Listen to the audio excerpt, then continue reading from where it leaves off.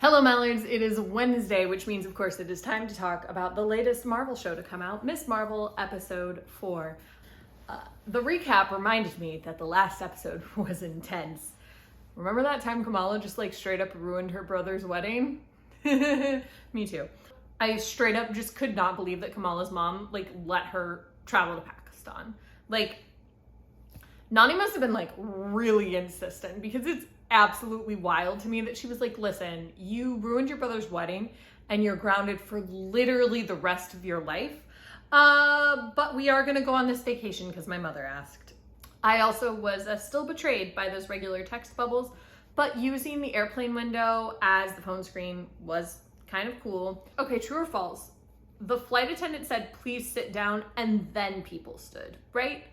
You didn't see anyone standing before that. It literally felt like all of the extras were suddenly like, oh yeah, we were supposed to be shoot. We should stand up now. Because I swear to you that she says, please sit down, and then everybody's like, oh, stand up. That's what she wants. It's freaking weird. And also the fact that her cousins came to the airport just to say, hi, welcome, we're glad you're here. And then they're like, you go home, we'll see you tomorrow. They're not going to the same place or living in the same place or actually picking her up. Absolutely mind-blowing. That has never happened to me in my entire life. No one has ever come to the airport just to say hi to me when I've traveled anywhere. They're not picking me up.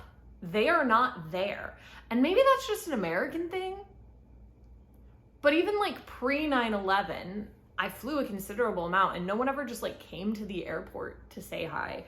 So people who go to other countries, do people sometimes just come to the airport to be like, oh wow, I'm so glad you're here, and not separate from the people who are picking you up? Because that, out of everything in this episode, blew my mind the most. Totally willing to accept all of the mystical powers, cannot understand why someone would just come to the airport to say hi. And then I just love how Nani is casually like, oh yeah, you're a Jinn. That's what my dad always said. It's true. It's not a big deal. I just accept it as a fact. Which also leads me to believe that your mother knew and didn't believe in it and therefore never told you. But I am absolutely in love with Kamala's Nani. And then Kamala immediately goes off with her cousins and they're like, stay with your cousins. And then she's like, haha, why would I do that? The one thing I've proven in this whole series is that I don't listen when you make rules. So I'm gonna leave my cousins behind. I'm gonna go to this train station, and then I'm gonna go to the part of the train station where I shouldn't hang out. And I'm gonna put on my mask so that the surveillance doesn't know who I am, because my I'm from New Jersey shirt will definitely not give me away at all. And then I'm gonna run into a guy who sees my Noor powers and throws knives at me, because that's smart. But before that, we are going to get yet another Ant-Man homage. The beautiful piece of art that acknowledges some of the original Miss Marvel, one of the original Miss Marvel artists again, and it has this image of Ant-Man growing, and it also says that it is part 4 of this art installation. And I know that the other ones don't necessarily exist, right? But they specifically chose for this to be part 4. And I would like to know, if I ever get a Q&A with the creators of Miss Marvel, what were parts 1 through 3? But also, when is Paul Rudd gonna be in this show, guys? Because you're just hitting me repeatedly with Ant-Man. And there has to be a reason for it.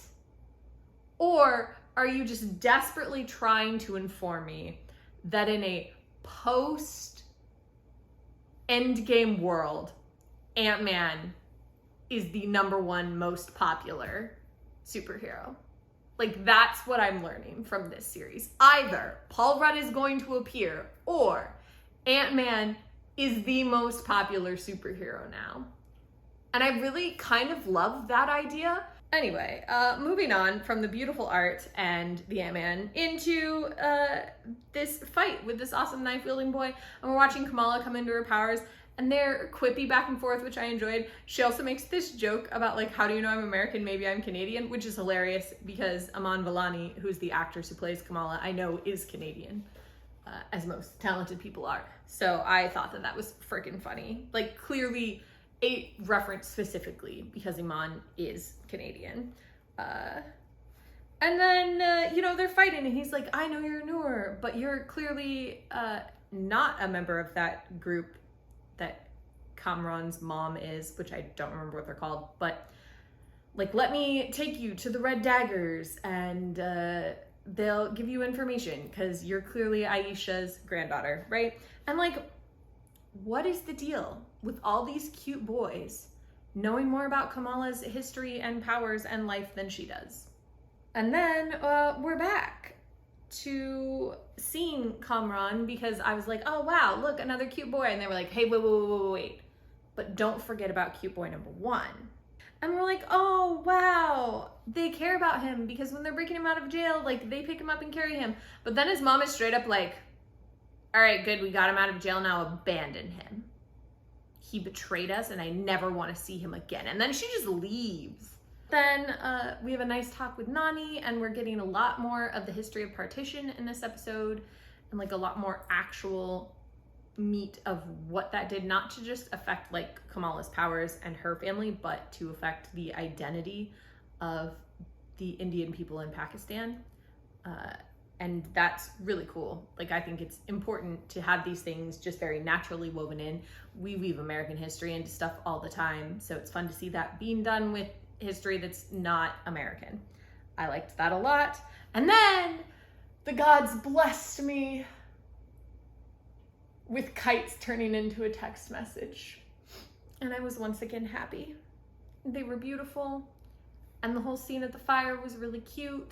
There was this like mother-daughter moment between Kamala's mom and Nani. And it was a little sad because you realize that maybe Kamala's mom like did hear all of the Jinn stories, but just thought her mom was crazy. And that like her dad left for that reason. And when she finds out, like eventually I assume Kamala's gonna tell her. When she finds out, I think that'll really rock her world. And I'm worried Nani won't be alive when it happens. If I was writing this show, Nani would die before that happened.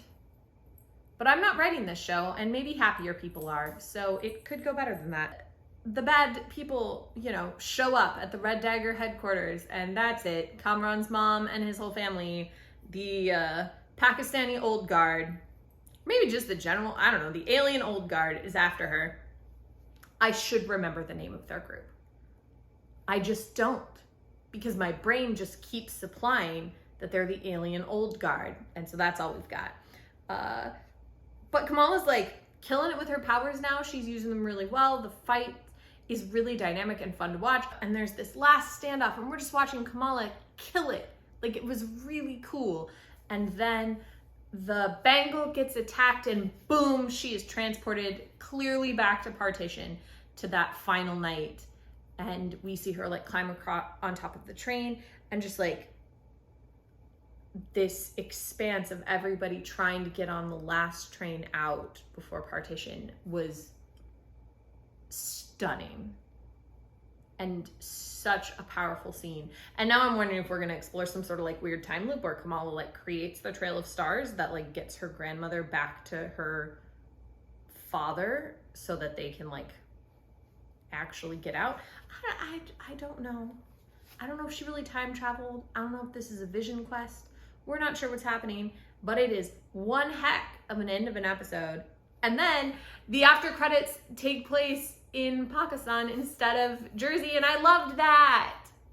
That was so cute. Like, I loved, it's the same sort of like mural stuff that they've been doing, but they did add like a Red Dagger mural and like some different bits. And then like it is in a different location, which I thought was heckin' clever. This show is so good. Like, it's so powerful. It's so great. I love it. I'm so pleased. And I can't wait to watch the last 2 episodes. I can't believe it's only 6 episodes. Too short. But I will enjoy them over the next 2 weeks. And I will see you tomorrow.